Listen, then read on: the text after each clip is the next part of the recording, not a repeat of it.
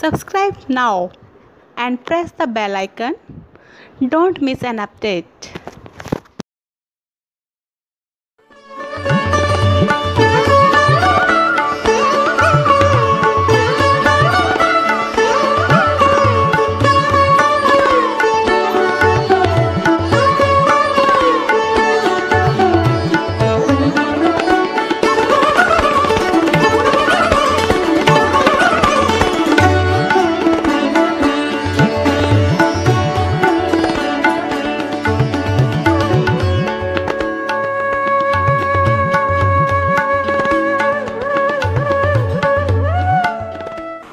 अभी आपने वेदों के आधार पर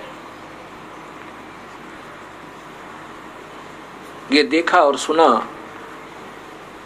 और पढ़ा कि परमात्मा आकार में है और वो कबीर है।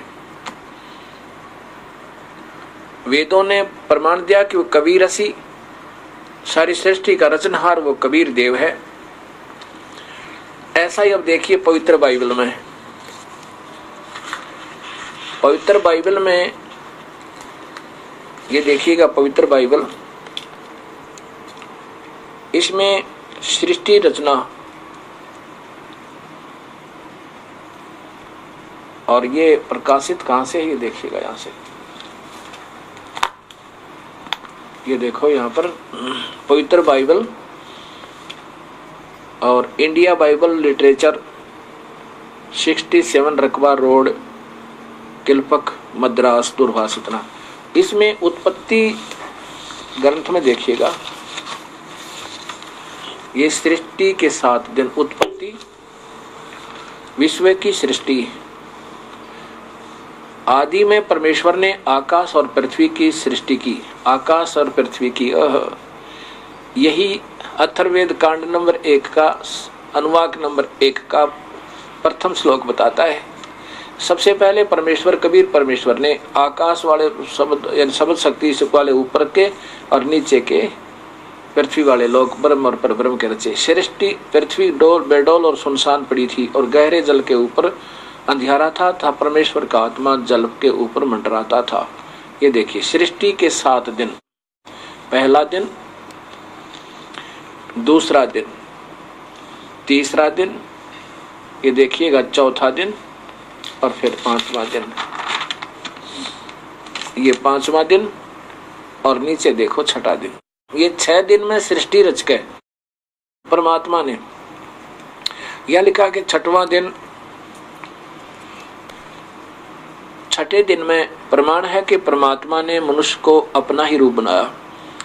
फिर परमेश्वर ने कहा पृथ्वी से एक एक जाति के जीवित प्राणी अर्थात घरेलू पशु और रेंगने वाले जंतु पृथ्वी के वन पशु जाति के अनुसार उत्पन्न हो।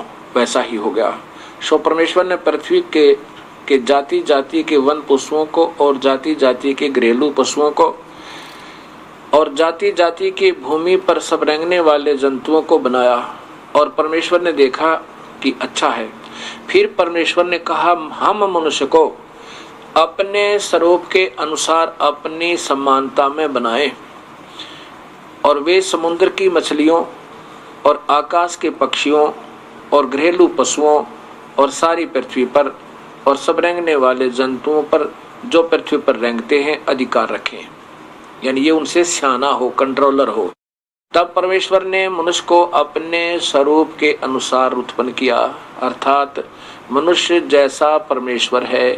पवित्र बाइबल स्वीकृति दे रहा है, प्रमाण दे रहा है। अपने ही स्वरूप के अनुसार परमेश्वर ने उसको उत्पन्न किया, नर और नारी करके उसने मनुष्यों की सृष्टि की। अब देखो आगे क्या कहा। आगे फिर परमेश्वर ने आदेश दिया, फिर परमेश्वर ने उनसे कहा सुनो, जितने बीज वाले छोटे छोटे पेड़ और सारी पृथ्वी के ऊपर हैं और जितने वृक्षों में बीज वाले फल होते हैं वे सब मैंने तुमको दिए हैं, वे तुम्हारे भोजन के लिए हैं। देखो मनुष्यों के लिए कहा कि जितने सारी पृथ्वी पर और जितने जितने बीज वाले छोटे छोटे पेड़ सारी पृथ्वी के ऊपर हैं, और जितने वृक्षों में बीज वाले फल होते हैं वे सब मैंने तुमको दिए हैं, ये तुम्हारा भोजन के लिए। कहीं नहीं लिखा है इसमें मांस खा लो। ये पूर्ण परमात्मा कबीर साहब का आदेश है। आगे जो आदेश है वो काल के हैं, उस निराकार अव्यक्त भगवान के, उसने सारा काम बिगाड़ा है। और जितने पृथ्वी के पशु और आकाश के पक्षी और पृथ्वी पर रेंगने वाले जंतु हैं, जिनमें जीवन के प्राण हैं, उन सब के खाने के लिए मैंने सब हरे हरे छोटे पेड़ दिए हैं। और वैसा ही हो गया। पशु पक्षियों को भी मांस खाना अलाउड नहीं किया परमेश्वर ने। तब परमेश्वर ने जो कुछ बनाया और सबको देखा तो क्या देखा कि वह बहुत ही अच्छा था। तब सांझ हुई, फिर भोर हुआ, और इस प्रकार यह 6वां दिन हो गया। अब 7वां दिन विश्राम का दिन। यो आकाश और पृथ्वी और उनकी सारी सेना का बनाना समाप्त हो गया, और परमेश्वर ने अपना काम जिसे वह करता था 7वें दिन समाप्त किया, और उसने किए हुए सारे काम को 7वें दिन विश्राम किया। परमेश्वर ने 7वें दिन को आशीष दिया और पवित्र ठहराया, क्योंकि उसमें अपनी सृष्टि की रचना के सारे काम को विश्राम किया। अब 7वें दिन भगवान सृष्टि रच के और ऊपर तख्त पर जा बैठा। अब इसका प्रमाण आपको कुरान शरीफ देगी। ये देखिएगा कुरान शरीफ। अब आपको कुरान शरीफ दिखाता हूँ। ये कुरान शरीफ आपको बताएगी कि वो कौन है जो 7वें दिन जाके वहां बैठ गया तख्त पे। ये पवित्र कुरान बताओगी। कुरान शरीफ हजरत मोहम्मद जी को मिली है प्रभु की तरफ से। ये इसका प्रत्यक्ष प्रमाण है कि इसमें लिखा है कि वो कबीर परमेश्वर है।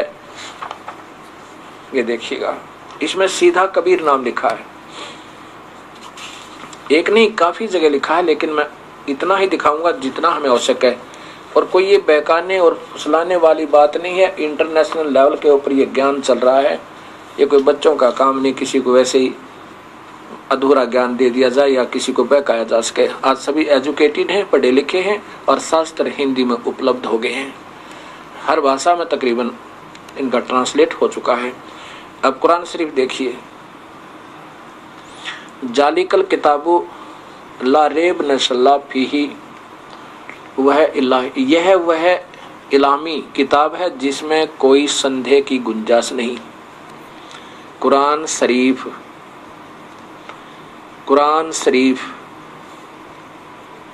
ये है मुतरजमा है। ये सारा कुछ लिखा, अनुवाद टिप्पणी शास्त्रीय अरबी पद्धति पर नागरी लिपि में। अरबी भाषा है, उर्दू लिपि थी पहले, इसमें उर्दू के साथ साथ देवनागरी में भी बदल दिया। शेरवानी संस्करण प्रकाशक लखनऊ किताबघर, ये मौसम बाग सीतापुर रोड लखनऊ। अब यहां देखिएगा, इसके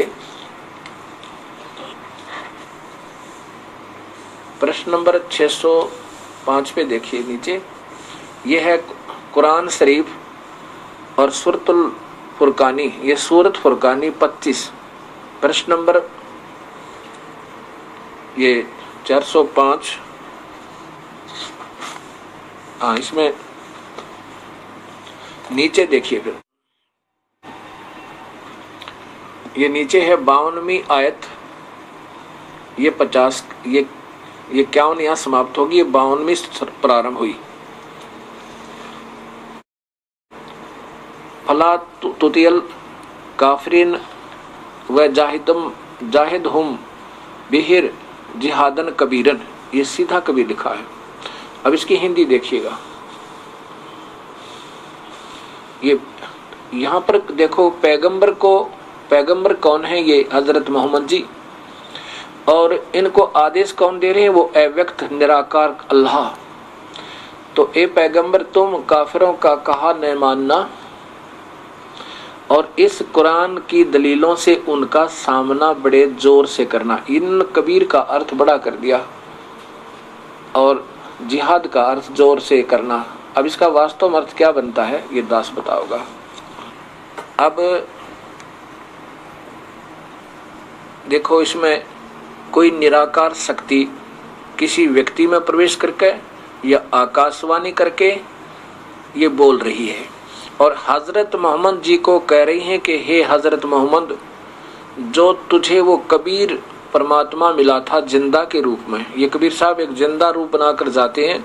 मुसलमानों के अंदर एक महात्मा होते हैं जिनका काला टोप, ऊपर को चोटा यानी पूरा टोप और काला ही ओवरकोट होता है घुटनों से नीचे तक का, उसको जिंदा महात्मा कहते हैं, जो ऐसे वेशभूषा में हो।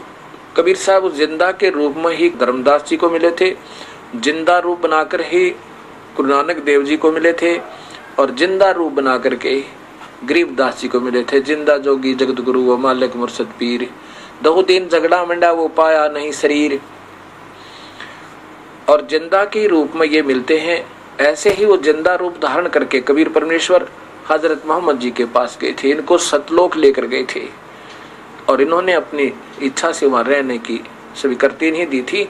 फिर कबीर साहब ने अपनी प्यारी आत्मा को वापस छोड़ दिया था। उनको मालूम है कि ये काल मेरी आत्माओं को छोड़ता नहीं, इनको यहाँ झूठे लालच में फंसाकर छोटी सी प्रभुता दे देता है, फिर ये भोली आत्मा भूल जाती है मुझे। तो ये काल क्या करता है, उस परमेश्वर के डर से ज्ञान तो सही देता है, लेकिन इंटरनली जो है उनको गलत रास्ते पर लगाए रखता है। यहाँ पर एक वायदा हुआ था कबीर साहब का, जब वो जोगजीत रूप में आए थे कबीर परमेश्वर, क्योंकि अपने पुत्र का रूप बनाकर आए थे। और काल ने, ब्रह्म ने सोचा था कि ये वो जोगजीत है, तब इनकी वार्ता हुई थी। तब इन्हें कहा था कि हे भगवान, क्योंकि कबीर साहब की ही शक्ति उसमें देख रहा था, उनका नुमाइंदा था, तो क्योंकि सहजदास को वो सहजदास ही मान रहा था, और कह रहा था कि हे सहजदास, आप किस लिए आए हो? सहजदास ना अक्षमा करना, जोगजीत आप किस लिए आए हो? कबीर साहब कभी सहजदास रूप में आते हैं, कभी जोगजीत रूप में। तो कबीर साहब अर्थात जोगजीत ने कहा था कि मैं अपनी प्यारी आत्माओं को जाके बताऊंगा नीचे कि वास्तव में परमात्मा कोई और है, और ये ब्रह्म है, ये काल है, ये अव्यक्त रहता है, ये सामने व्यक्तिगत रूप से नहीं आता, और ये तुम्हें खा रहा है। तुम्हारा सच्चा मार्ग देकर उनको पार करूंगा। तब काल ने, ब्रह्म ने कहा था, भगवान, जो आपका ज्ञान सुने आपके, और मेरे ज्ञान को जो मेरे ऊपर आधारित हैं वो मेरे, जो मेरे भेजे हुए दूतों के संदेशवाहक भक्ति मार्गदर्शक संतों के जो आधारित हैं वो तो मेरे, और आपके संत के अनुसार आपके विचारों को स्वीकार करके उस ज्ञान को आपके साथ लग गए तो आपके। ऐसे कहा, ये ज्ञान तो देता सही, और बीच में फिर मन रूप में बैठ के और सबको गुमराह रखता है, स्वयं अपने दूत भेज देता है, उनको डराता है, धमकाता है। जैसे हजरत मोहम्मद के साथ जबराइल नाम का दूत जबरदस्ती करके कहता, पढ़ इसको, और घबरा जाते हैं हजरत मोहम्मद जी। ये उनके जीवन चरित्र में प्रमाण है, आपको दिखाया भी था। ऐसे ये क्या करता है, ज्ञान तो सही देता है लेकिन भक्ति मार्ग अधूरा देता है। इसमें क्या बताया कि हे पैगंबर, तू इन काफरों का कहा मत मानना। हजरत मोहम्मद को वो निराकार अल्लाह काल भगवान कह रहा है कि तू इन जो लोग नहीं मानते कि कबीर परमेश्वर है उनको काफिर समझना, वो अवज्ञाकारी हैं। उन काफिरों का कहा मत मानना, और ये कुरान में जो मैं तुझे आदेश दे रहा हूँ ये सत्य मानकर, और उस कबीर परमेश्वर को मानकर कि वास्तव में परमात्मा वो कोई और है, ये तू सत्य मानकर उनके साथ संघर्ष करना, अर्थात उनके साथ लड़ाई नहीं करना। संघर्ष का मतलब है उनकी कही हुई बातों को मत मानना। वो कहेंगे कबीर परमात्मा ने ये झूठ बोलता है। स्पष्ट लिखा है कि तो ए पैगंबर, तू काफिरों का कहा न मानना।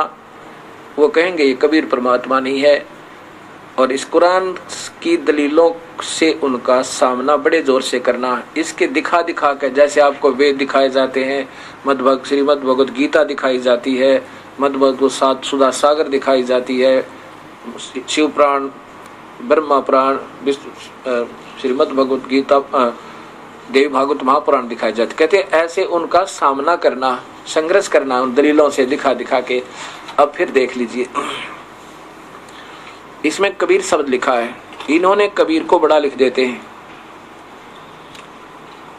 और इसमें यहाँ अरबी है भाषा तो, और उर्दू लिपि है, ये यहाँ लिखा होगा, को जानने वाला हो तो पढ़ सकते हैं। अब यहाँ पर ये कबीरन शब्द लिखा, कबीरन, जिहादन कबीरन। अब इसकी हिंदी करते समय क्या किया महापुरुषों ने कि तो ए पैगंबर, तुम काफिरों का कहा न मानना और इस कुरान की दलीलों से उनका सामना बढ़े। यानी लिखना था उस कबीर परमात्मा के लिए उनका जिहाद करना, संघर्ष करना, जिहादन। ये देखो यहाँ नीचे लिखा जिहादन, जिहादन कबीरन, उस कबीर के लिए उनका संघर्ष करना, वो वास्तव परमात्मा। और कौन है वो परमात्मा? ये इसमें खबीरा, कबीरा, कबीर को खबीरा लिख दिया, ये मिस प्रिंट है। ये प्रश्न नंबर नेक्स्ट आ गया, खबीरा और ये खबीरन। ये कबीरा भी लिखा जाता है, कबीरन भी कह देते हैं। इसका क्या अर्थ बनता है? इस 59 आयत तक, यहाँ तक अभी आपको दिखाते हैं। हिंदी देखो पहले। और ये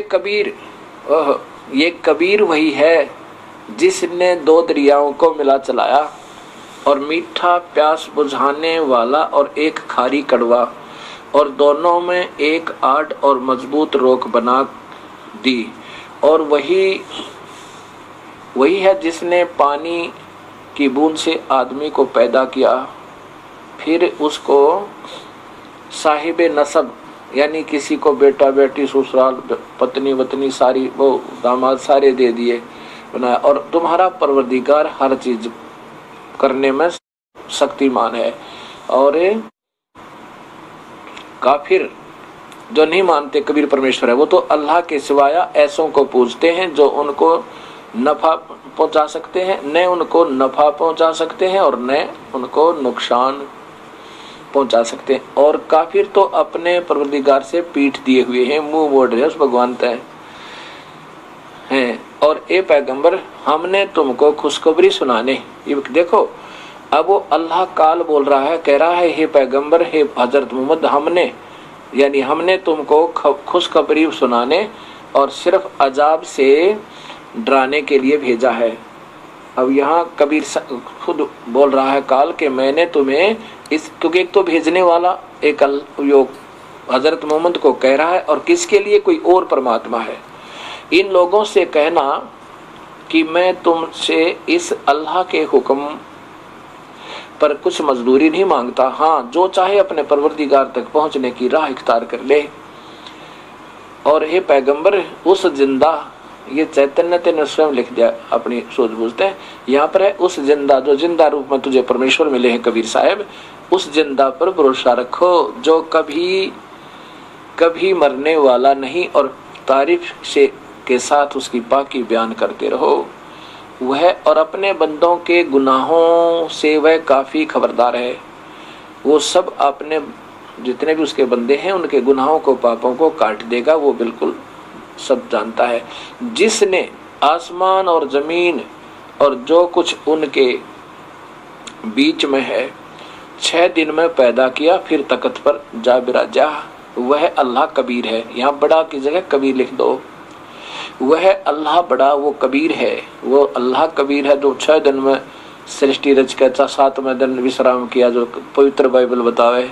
वो पवित्र बाइबल बताता है वो आकार में है मनुष्य जैसा, वह अल्लाह कबीर है। आगे देखियो, और उस कबीर पर वह रहमान है, तो उसकी खबर, उस कबीर परमेश्वर की जानकारी किसी बाखबर इल्म वाले से पूछ देखो। ऐसा ही गीता जी के 4th अध्याय का 34वां श्लोक बताता है कि उन संतों ने ढूंढ ले। अर्जुन, वो काल बोल रहा है श्री कृष्ण जी के अंदर और बता रहा है अर्जुन को कि उस परमात्मा के बारे में, पूर्ण ब्रह्म के बारे में किसी जानकार संतों ने ढूंढ ले, वो बताएंगे। फिर ऐसा ही ये कुरान शरीफ बता रही है, तो उसकी खबर किसी बाखबर अर्थात सही जानकार को, तत्वभेदी संत से पूछ देखो। अब यहाँ विचार करना पड़ेगा कि ये सच्चाई प्रत्यक्ष है लेकिन समझ नहीं पाए। अब यहाँ संख्या फिर आएगी आपके मन में, पवित्र कुरान शरीफ और पवित्र बाइबल को पढ़ने वालों को। उसमें आगे चलकर आदेश हो गए हैं कि मांस खाओ तो ऐसे पशुओं के खाओ ये तो इन काल के, देखो ये काल के दूत और काल स्वयं आकर के ऐसे गलत आदेश देता रहता है। जैसे आपको मैंने दिखाया था पीछे, राधा स्वामी जी का ब्यास के डेरे से एक बाबा जयमल सिंह जी के बाद महात्मा सावन सिंह जी को वहां के गद्दी पर बैठाया। महात्मा सावन सिंह जी कहते हैं कि एक बार मेरी टांग टूट गई, हॉस्पिटल में था और वहां मैं जो सिमरन कर रहा था तो मुझे गुरुदेव के आदेश हुए, दर्शन हुए। सिमरन करते करते वो तो शरीर तो छोड़ चुके थे, मुझे ऐसे ध्यान में दिखे और मुझे आदेश दे दिया, यदि खास जरूरत पड़ जा तो मांस और खा सकते हो, शराब भी पी सकते हो, कोई दिक्कत नहीं। क्योंकि डॉक्टरों ने कह दिया होगा कि यदि मांस खा लोगे तो हड्डी जल्दी जुट जाएगी। अब उस बहाना लेने के लिए उन्होंने गुरु जी की आड़ ले ली। ऐसे ये काल अपने रूप बना करके गुरु का, क्योंकि जो काल पुजारी हैं उसी की साधक हैं, चाहे वो किसी प्रकार के ज्ञान को करते हैं, नाम सही नहीं है तो वो काल ही की पूजा में। तो ऐसे ये काल उसी गुरु का रूप बनाकर नकली सामने आ जाता है और आदेश दे देता है। फिर वो बड़ी आत्मा कहती है तो गुरुदेव का आदेश, फिर हमने क्या दोष है, और फिर इनको नरक में ठोक देता है। अभी दिखाता हूं आपको। अब देखिएगा प्रमाण, राधा स्वामी व्यास वाले डेरे के महात्मा, उसके बाद जो विराजमान हुए गद्दी पर, अब है जीवन चरित्र परम संत बाबा जयमल सिंह जी महाराज। ये तो बाबा जयमल सिंह जी ने तो व्यास का डेरा जो है चालू किया था। इन्होंने वहां पर काफी साधना की थी, 5 नामों की, जो पांचों के पांचों काल के हैं। उनके बाद ये कृपाल आश्रम से छपी हुई है, ये है वही बाबा जयमल सिंह जी महाराज का, ये कृपाल जी के वहां से, और ये कृपाल आश्रम से प्रकाशित है। ये देखते हैं यहाँ पर नीचे देखिए, सावन कृपाल पब्लिकेशंस, कृपाल आश्रम, संत कृपाल सिंह मार्ग, विजयनगर, दिल्ली, इतने पे ये इनके फोन नंबर हैं। और इसमें ये प्रथम जो है ये आगरा वाले बाबा स्वामी शिवदयाल जी हुए हैं। ये देखो शिवदयाल जी, इनका जीवन रहा है विक्रमी संवत सन 1818, विक्रमी संवत 18 से 18 और 1878 तक। 18, अच्छा आगे फिर इसके बाद ये कृपाल सिंह जी महाराज हुए हैं। देखिएगा श्री हजूर संत कृपाल सिंह जी महाराज, जिन्होंने जो सावन सिंह जी के शिष्य, जयमल सिंह जी के बाद ये सावन सिंह जी महाराज आए। ऊपर देखिएगा इनका प्यारी सूरत, बाबा सावन सिंह जी महाराज, परम संत हजूर बाबा सावन सिंह जी महाराज। 1858 से 1948 तक ये इतने जीवन इनका रहा। अब इस पुस्तक के, यहाँ देखिए, इस पुस्तक के पृष्ठ नंबर 108 पर, वैसे तो इसमें पहले देखिएगा इन्हीं की लेखनी है। इसमें एक प्रश्न नंबर 20 पे लिखा है कि परमात्मा ने इंसान बनाए, इंसान को उस प्रभु ने अपना रूप बनाया। और ये कहते परमात्मा निराकार है। इन्हीं की टिप्पणी कृपाल सिंह जी की, यानी राधा स्वामी की, ये क्या कहते हैं कि परमात्मा तो निराकार है। ये देखो आगे दिखाऊंगा और तक, क्योंकि ये सारा ही बिगड़ा हुआ काम है, ये धीरे धीरे सुलझेगा। पहले तो मुझे निंदक समझेंगे। ये है सावन श्री कृपाल परमात्मा का साक्षात्कार। ये दर्शन सिंह जी हैं, कृपाल सिंह जी के शिष्य हुए हैं, सीधे शिष्य हुए हैं ये उनके। और इनकी ये पुस्तक है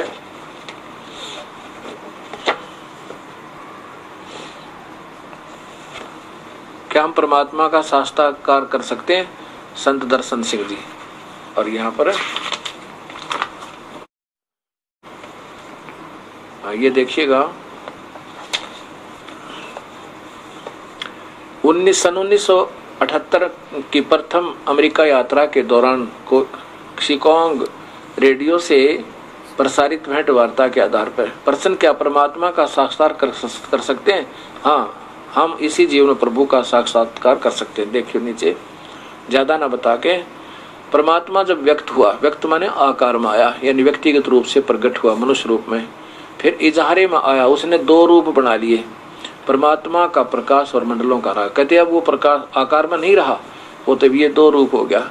शब्द यानी आवाज सुनाई देती है और रोशनी, घूम फिर कर ये सारे के सारे यहाँ टिक जाते हैं। आगे देखियो नीचे, परमात्मा देखने में कैसा है? परमात्मा आकार रहित है। जय हो बंदी छड़ की, परमात्मा तो आकार रहित है। देखो, परमात्मा पूर्ण ज्योति और पूर्ण प्रकाश है। बस परमात्मा ज्योतियों का ज्योति है, ज्योतियों का पुंज अवर्णनीय है। अब यहाँ यही बात चक्कर पड़ा है कि अवर्णनीय है, इसमें देखो आगे। और फिर भी शास्त्रों में बताया गया है कि करोड़ों सूर्य चंद्र का एकत्रित प्रकाश उसके एक रोम के प्रकाश के तुल नहीं है। नहीं हो सकता। रोमकूप है तो आकार में है, अब भी आकार में है, और जो उसको परमात्मा को उसके मूलभूत ज्योत स्वरूपी में ही देखना है, तभी संभव है जब हम रूहानियत की उस सबसे ऊंची अवस्था में पहुंच जाएं। आखिरी पहुंच है इनकी ज्योत स्वरूपी काल तक। ये देखो, अब इसमें ये बाबा जयमल सिंह जी का जीवन चरित्र जो है, जीवन चरित्र बाबा परम संत बाबा जयमल सिंह जी महाराज की कृपाल आश्रम से प्रकाशित है, वही पुस्तक जैसे अभी आपको दिखाया था। और इसमें ये कृपाल आश्रम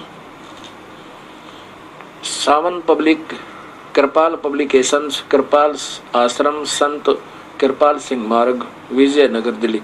अच्छा, इसमें आपको अभी दिखाए मैंने सावन सिंह जी, और सावन सिंह जी के विचार ये देखो 108 पृष्ठ पे क्या लिखा है कि बाबा सावन सिंह जी महाराज ने अपने एक शिष्य को चिट्ठी लिखी जिसमें परमार्थ में जिंदा गुरु के महत्व का बड़ा सुंदर वर्णन किया है। वे लिखते हैं कि जब टांग की हड्डी टूटने के कारण मैं अस्पताल में था तो एक दिन अभ्यास में बैठे हुए मुझे बाबा जी के स्वरूप के या उन जैसी शकल के, देख ये भी असमंजस में, या उन जैसी शकल के दर्शन हुए और उन्होंने कहा सख्त, ये देखो उन्होंने कहा, किसने? जो वो दिखाई दिए, दर्शन दिए जिसने, महात्मा ने, सख्त जरूरत के समय मांस और शराब का सेवन करने में कोई हर्ज नहीं।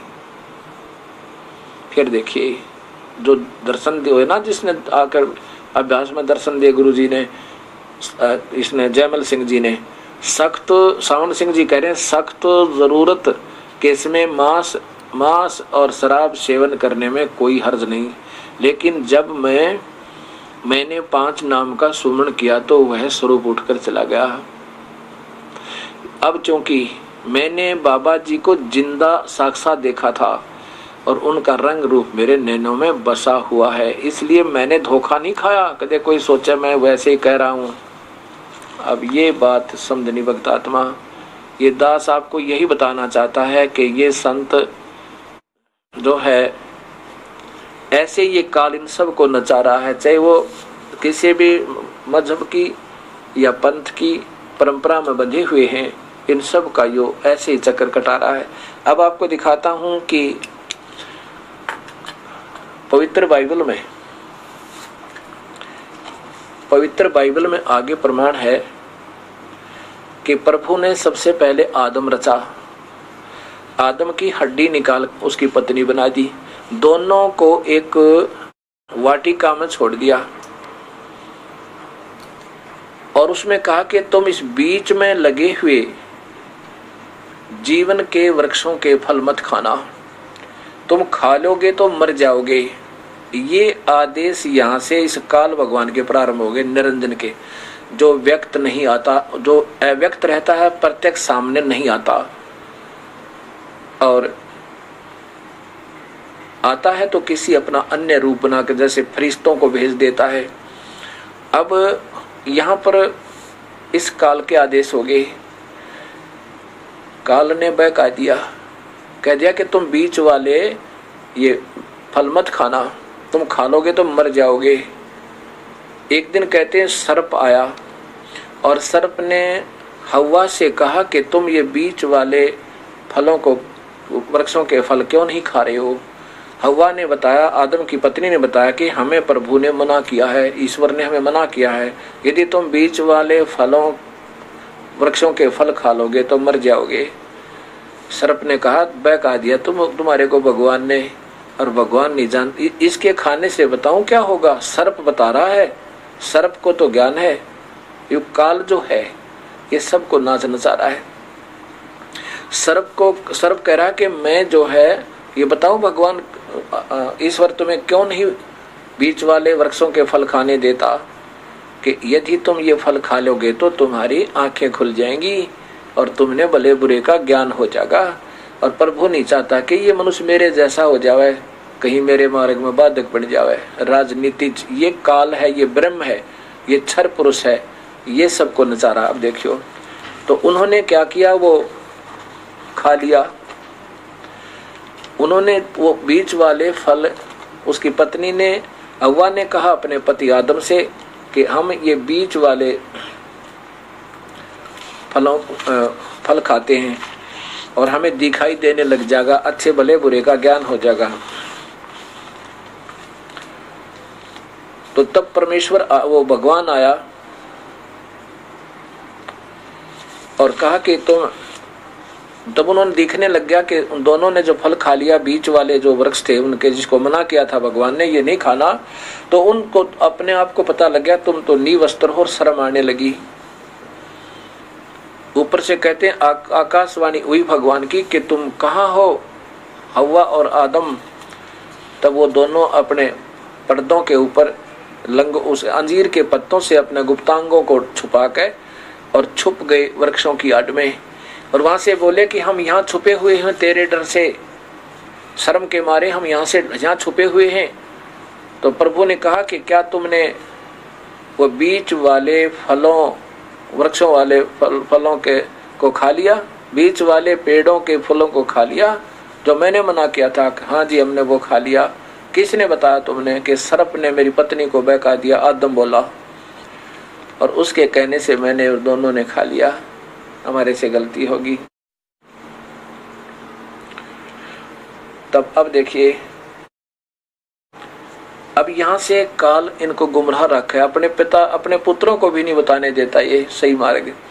अब कहते हैं आदम जो है ये ब्रह्मा का अवतार है, ब्रह्मा के लोक से आया हुआ कोई शक्ति गण थे, और हजरत मोहम्मद जो थे ये शिव जी के अवतार हैं।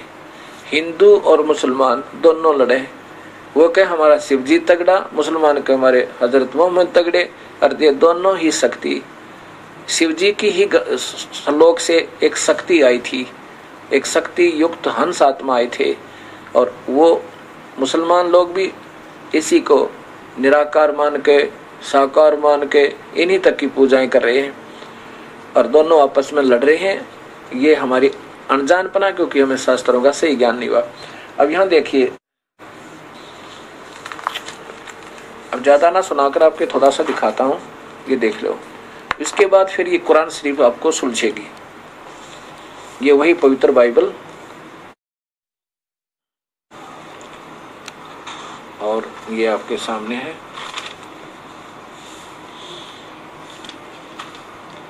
इंडिया बाइबल लिटरेचर 67 रकबा रोड, कलफक, मद्रास, दुर्वासित ने। और यहाँ देखो इसका प्रश्न नंबर,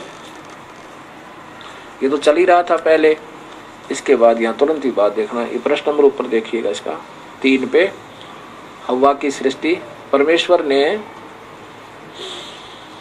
आदम को भूमि की मिट्टी से रचा और उसके नखनों में जीवन श्वास फूंक दिया। ये तो रचना का मार्ग। अब देखो, हवा की सृष्टि की। यहाँ देखो, अच्छा यहाँ नीचे इस आदम का पतन, मनुष्य का पतन, आदम और हवा की परीक्षा। यहोवा परमेश्वर ने जितने बैनल पशु बनाए उन सब को, उनमें सबसे सर्प धुरत था और उसने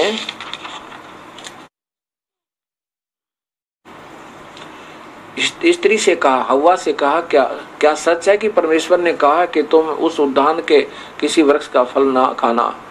स्त्री ने सर्प से कहा कि उस उद्यान के वृक्षों के फल हम खा सकते हैं, पर जो वृक्ष उद्यान के बीच में है उन उसके फल के विषय में परमेश्वर ने कहा कि न तुमको उसको खाना है और न उसको छूना, नहीं तो मर जाओगे। तब सर्प ने स्त्री से कहा कि तुम निश्चय न मरोगे, वरना परमेश्वर आप जानता है कि जिस दिन तुम उसका फल खाओगे उस दिन तुम्हारी आंखें खुल जाएंगी और तुम भले बुरे का ज्ञान पाकर परमेश्वर के तुल्य हो जाओगे। ये भगवान नहीं चाहता ऐसा कर दे। अब देखो परमेश्वर का न्याय, परमेश्वर ने जो दिन ठंडे उद्यान में फिरता था उसका शब्द उनको, यहाँ देखिए फिर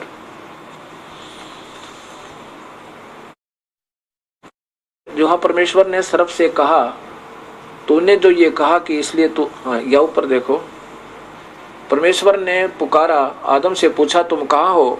उसने कहा मैं तेरा शब्द उद्यान में सुनकर डर गया, क्योंकि मैं नंगा था इसलिए छिप गया। उसने कहा, परमात्मा ने कहा कि किसने तुम्हें चिताया कि तू नंगा है? जिस वृक्ष का फल खाने को मैंने तुझे बरजा था, मना किया था, क्या तूने उसका फल खाया है? आदम ने कहा, जिस स्त्री ने तूने मेरे संग रहने को दिया है उसी ने उस वृक्ष का फल मुझे दिया और मैंने खाया। तब यहोवा परमेश्वर ने स्त्री से कहा, तूने यह क्या किया? आदि आदि। अब मैं जो क्या कहना चाहता हूँ, इसी पवित्र बाइबल में अब ये काल के दूतों के आदेश प्रारंभ हो गए। प्रभु तो जाकर विराजमान हो गया अपने तख्त पर, वो पूर्ण परमात्मा 7वें दिन।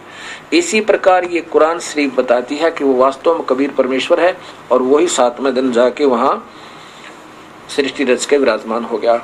और बीच में जो है इन फरिश्तों के ही बीच में इन फरिश्तों के, ये कुरान शरीफ देखिएगा, वही कुरान शरीफ है और इसमें बीच में फरिश्तों के आदेश और इस काल भगवान के आदेश आते रहते हैं।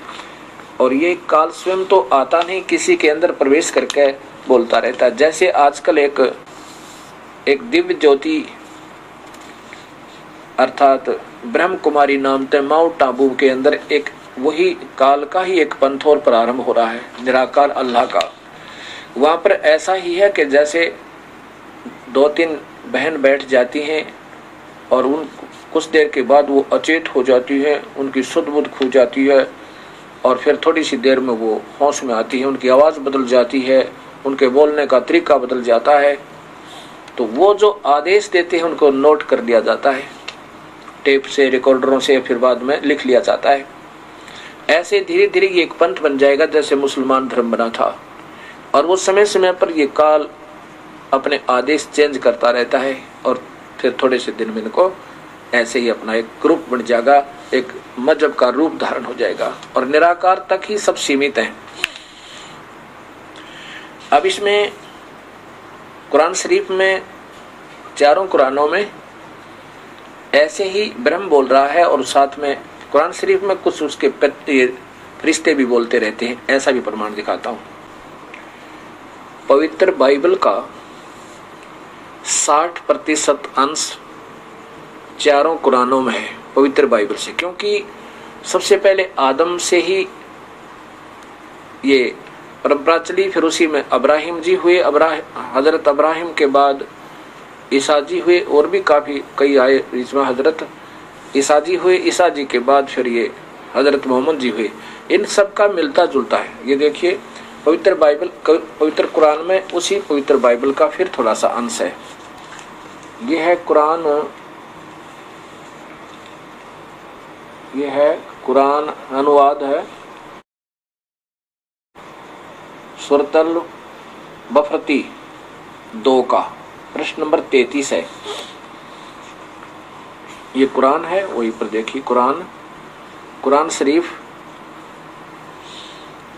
और अलिफ लाम मीम सुरतल बफरती, इसमें क्या लिखा है नीचे देखिए। यहां से आइए प्रश्न नंबर 33 पे। आदम को जब नाम बता दिए, अल्लाह ने कहा मैं जानता हूं जो तुम नहीं जानते। और फिर आदम को सब चीज़ों के नाम बता दिए। फरिश्तों के सामने पेश करके उनसे कहा कि तुम सच्चे हो तो तुम मुझको इन चीज़ों के नाम बताओ। फरिश्तों, अब नीचे देखना, यानी वही है ये। जब हमने खुदा ने फरिश्तों से कहा कि आदमी की ओर सजद करो, और इब्लिस शैतान को छोड़कर सारे फरिश्तों ने सजद किया, उसने न माना और घमंड में आ गया और काफिर अवज्ञाकारी हो गया। अब देखो, और हमने कहा कि ए आदम, मैं तुम और तुम्हारी बीबी बहिश्त में रहो, बसो, और उसमें जहाँ कहीं से तुम्हारा जी चाहे इत्मीनान से खाओ, और इस पेड़ के पास मत भटकना। ये काल बोल रहा है, ऐसा करोगे तो अन्यायियों में हो जाओगे। बस शैतान ने दोनों आदम और हव्वा को उसी पेड़ कारण बहकाया और उस पेश से निकलकर छोड़ा जिसमें वे थे।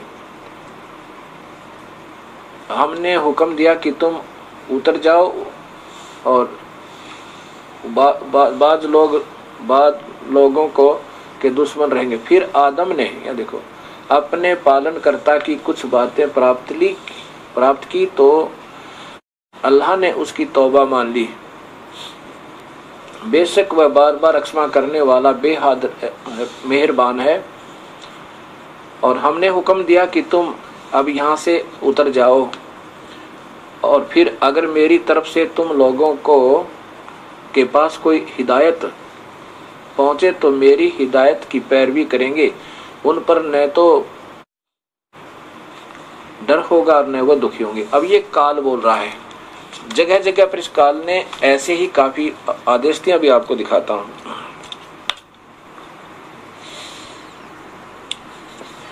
अब इसमें आगे देखना, फिर प्रश्न नंबर, अब देखें इसी कुरान शरीफ में प्रश्न नंबर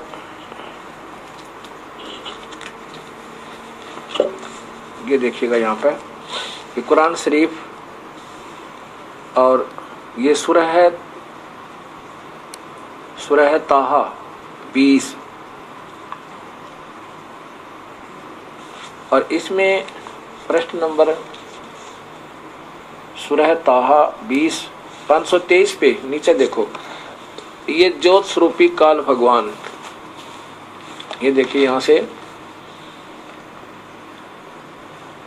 अल्लाह के सिवा कोई पूज्य नहीं है, उसके नाम अच्छे हैं। और तुमने मूसा की बात सुनी, जब उनको आग दिखाई दी तो उन्होंने अपने घर के लोगों से कहा कि ठहरो, मुझको आग दिखाई दी है। जब उन अजब नहीं उससे तुम्हारे लिए चिंगारी ले आऊं या उस आग के पास राह का पता मालूम करूं। फिर जब मूसा आग के पास पहुंचा तो उन्होंने कहा, आवाज आई कि ए मूसा, मैं तेरा परवरदिगार हूं। यह ज्योत स्वरूपी दूर तो दिखा प्रकाश रूप है, मैं तेरा परवरदिगार हूं। तो और तू अपनी जूतियां उतार दे, तू तौबा की पाक घाटी है, और मैंने तुमको पैगंबरी के लिए चुना है।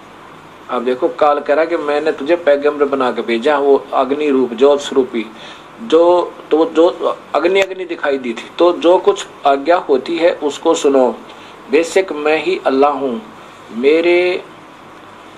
मेरे सिवा कोई बंदगी के काबिल नहीं है। सो मेरी ही इबादत करो, मेरी याद के लिए नमाज करो, नमाज करो। अब ये हो गया ना, अग्नि रूप में मूसा जी को अल्लाह दिखा। अब आपको दिखाता हूँ फरिश्तों के आदेश। इसी में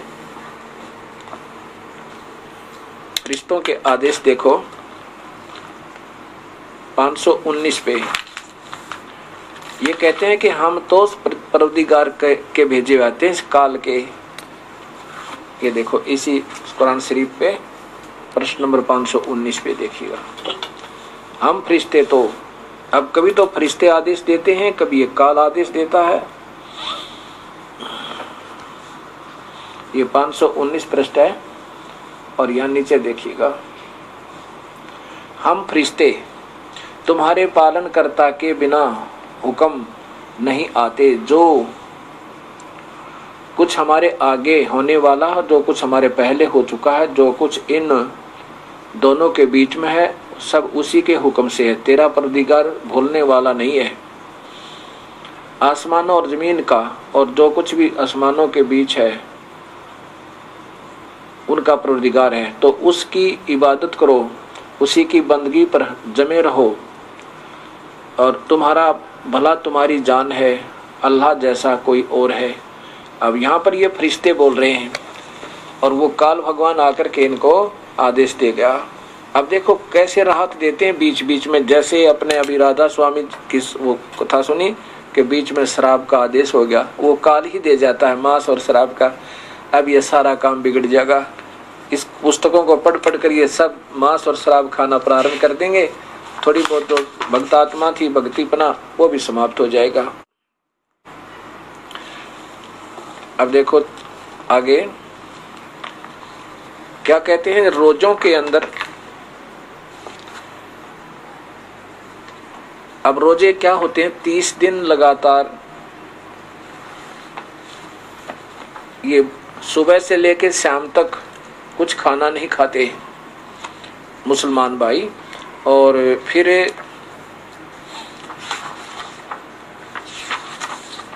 ऐसे रोजे रखते हैं। और उन दिनों पूर्ण ब्रह्मचर्य पालन करने का आदेश हजरत मोहम्मद जी के समय था। फिर ये काल के दूत बीच बीच में आके किसी के अंदर प्रवेश करके मांस खाने का आदेश दे देते हैं। हम तुम्हारे परवरदिगार हैं, हम तुम्हारे फलाने खुदा के भेजे हुए हैं, तुम ऐसे कर दो। वो बेचारी भोली आत्मा डरती डरती और फिर उनके आदेश को स्वीकार कर लेती है। अब देखिएगा, जैसे उनको आदेश था कि रोजों के दिनों में तुम अपनी पत्नियों के पास नहीं जाना। रोजे के दिनों में जाओगे तो तुम्हें पाप लगेगा, नुकसान हो जाएगा, परवरदिगार रुष्ट हो जाएगा, ऐसा था। फिर ये अब क्या बताऊं, क्योंकि ये थोड़ा सा लिखा है धार्मिक ग्रंथों में, दिखाना पड़ रहा है ताकि आपके हृदय में ये जच जाए कि दास तो कहना चाहता है बिल्कुल 100 का 100 सत्य है। ये बीच में जो काम बिगाड़ जाते हैं काल के दूत और काल, और सबको गुमराह करके यानी बुराइयों पर लगा देते हैं। मांस खाने पे हैं, ऐसे सब छूट देते रहते हैं। किसी में प्रवेश करके कहते हैं मैं तेरा परवरदिगार बोल रहा हूँ, मैं हनुमान बोल रहा हूँ, मैं फलाना काली माता बोल रहा हूँ, दुर्गा बोल रहा हूँ, मुझे बकरा चाहिए, फलाना चाहिए। तो ये भोली आत्मा डरती हुई स्वीकृति दे देती है। अब इसमें लिखा है ये कुरान शरीफ, और इसके ये देखिएगा यहाँ प्रश्न नंबर ये 65 है।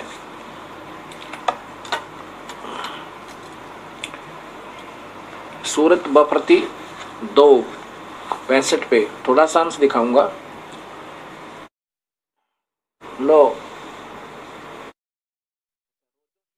तुम रोजों की गिनती पूरी कर लो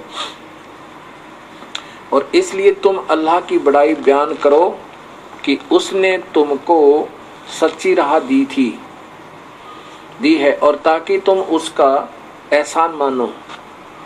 और ए पैगंबर, देख इसको हजरत मोहम्मद को, ए पैगंबर जब मेरे बंदे तुमसे मेरे बारे में पूछे तो उनको समझा दो कि मैं तो पास ही हूँ।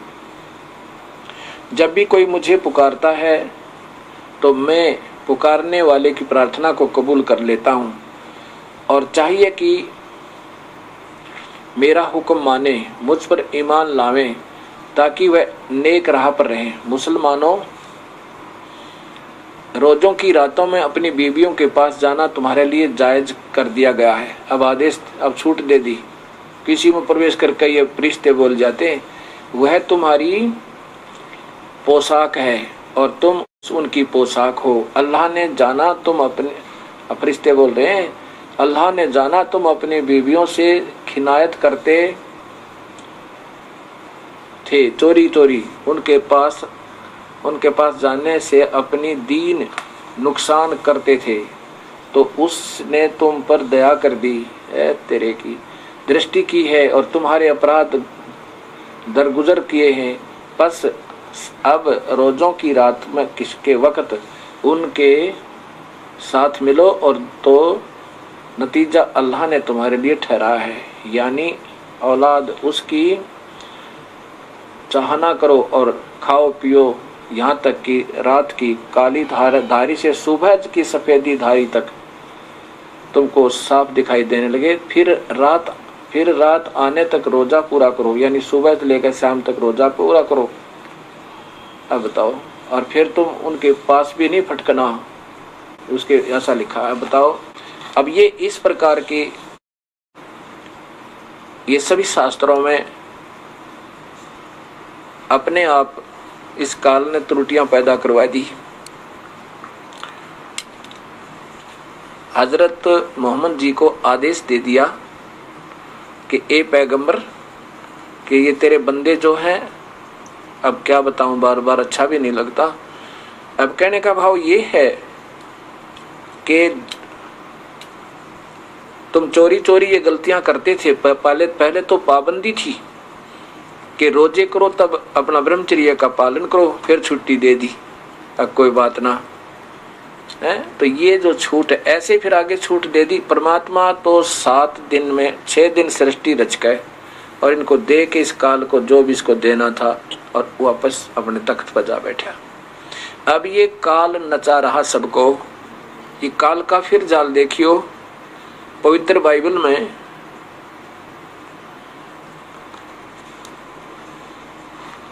इसमें छूट दे दी काल के फरिश्तों ने कि तुम ये मांस खा सकते हो, जबकि प्रभु तो मना करके चला गया कि नहीं खाना। ये काल के दूत, शुद्ध और अशुद्ध पशु। फिर यहोवा ने मूसा और हारून से कहा, ए इस्राएलियों से कहो कि जितने पशु पृथ्वी पर हैं उन सब में से तुम उन पशुओं का मांस खा सकते हो। पशुओं में से जितने चिरे अथवा फटे खुर होते हैं, जिनके खुर फटे आगे जैसे ये घोड़े गाड़े हैं, परंतु पागुर करते हैं उनको खा सकते हो। परंतु पागुर करने वाले अथवा फटे खुर वालों में से इन पशुओं को न खाना। ऊंट जो पागुर तो करता है परंतु चिरे खुर नहीं होते, इसलिए वह तुम्हारे अशुद्ध ठहरा। अब क्या बताएं। अब परमात्मा ने जो आदेश दिया था वो तो चला गए, और बीच बीच में ये काल के दूत, ये भूत प्रेत किसी में प्रवेश करके कहते हैं मैं तुम्हारा परवरदिगार बोल रहा हूँ, तुम ये खा सकते हो, वो खा सकते। उनकी जो है ना, ऐसे ये दुर्गति भोली आत्माओं की होती जा रही है। अब हमने फिर सोचना होगा, और ये दयालु परमेश्वर फिर आते हैं, दया करते हैं अपनी प्यारी आत्माओं पर, अपना सत्य ज्ञान देते हैं, काल के जाल से बाहर निकालते हैं। अब उस समय आ गया है कि वो सूर्य उदय होगा उस सत्य ज्ञान का। कबीर साहब कहते हैं, तारा मंडल बैठे करिए चांद बड़ाई खावे, उदय होया जब सूरज का सो तारों छप जावे।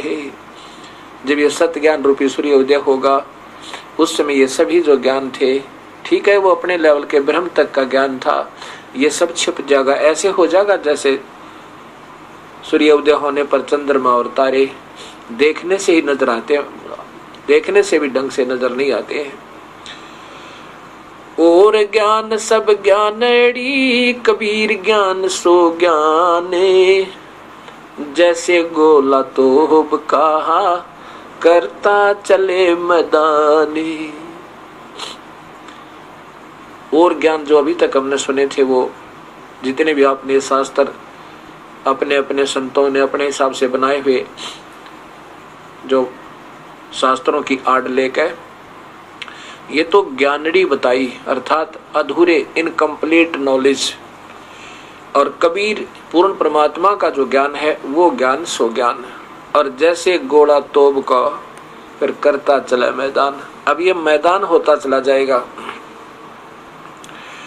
सभी शास्त्रों का विधिवत निरीक्षण होगा।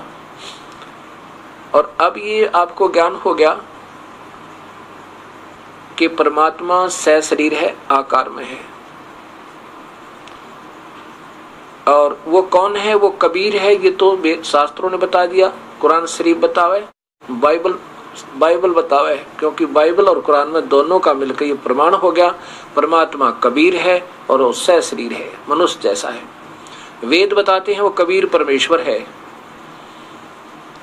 अब जैसे अरबी में कबीरन लिखा था, लेकिन वहां पर जैसे कबीर हलंत वाला रह लगने से वो कबीर ही कहलाओगा, वहां न कट जाएगा कबीरन का, वो कबीर रह जाएगा। ये कबीर ही है पूर्ण परमात्मा। अब आपको आंखों देखा हाल, जिन्होंने जिन संतों ने सतलोक में देखा उस परमेश्वर को और फिर काशी में देखा ज्यों का त्यों, उन्होंने आंखों देखा, अपना हाल बताया, ये प्रमाण करेंगे कि वो कबीर परमेश्वर है। किन किन ने देखा? परम आदरणीय धर्मदास जी महाराज ने, परम आदरणीय गरीबदास जी महाराज ने, हरियाणा वाले ने, छुडानी वाले ने, परम आदरणीय बाबा नानक जी ने, परम आदरणीय दादू जी ने, परम आदरणीय मुल्कदास जी ने, इन सभी ने देखा और बताया कि वो कबीर परमेश्वर है जो काशी में जुल्हा बनकर आया था। और ये सबके सामने अब सत्य ज्ञान होगा। ये पूर्ण परमात्मा कबीर साहब की कृपा है। कबीर परमेश्वर चारों युगों में आते हैं अपना सत्य ज्ञान का मार्गदर्शन करने के लिए। सतयुग में सत्सुकृत नाम से, त्रेता में मुनिंदर नाम से, द्वापर में करुणा में नाम से, और कलयुग में वो कबीर नाम से आएंगे। और कबीर नाम ही परमात्मा का वास्तविक नाम है।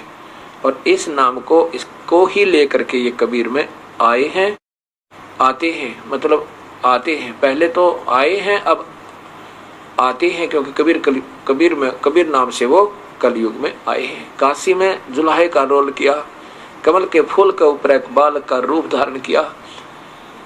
और जब वो सतयुग में आए, त्रेता में आए और द्वापर में आए और कलयुग में किन किन जीवों का उद्धार किया, ये आपको अभी बताएंगे।